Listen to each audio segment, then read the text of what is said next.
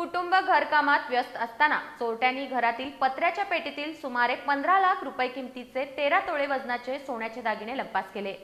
कोल्हापुरातील लक्षतीर्थ वसाहत इथल्या अशोक कॉलनीत चोरीची ही घटना घडली असून या घटनेची नोंद लक्ष्मीपुरी पोलीस ठाण्यात करण्यात आली आहे।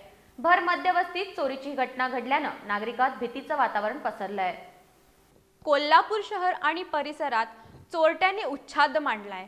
लहान मोठ्या चोऱ्या होण्याच्या घटना शहरात वारंवार घडू लागल्या आहेत। अशीच चोरीची घटना लक्षतीर्थ वसाहत इथल्या अशोक कॉलनीत घडली आहे। या अशोक कॉलनीतील प्लॉट नंबर 6 मधील बंगल्यात भारती दीपक गुरव या त्यांच्या कुटुंबियांसह राहतात। गुरव कुटुंबीय घर कामात व्यस्त असताना चोरट्यांनी त्यांच्या बेडरूम मध्ये प्रवेश केला।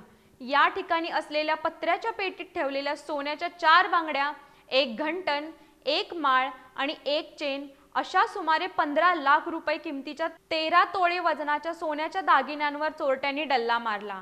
चोरीचा हा प्रकार बुधवारी रात्री भारती गुरव यांच्या निदर्शनाला आला।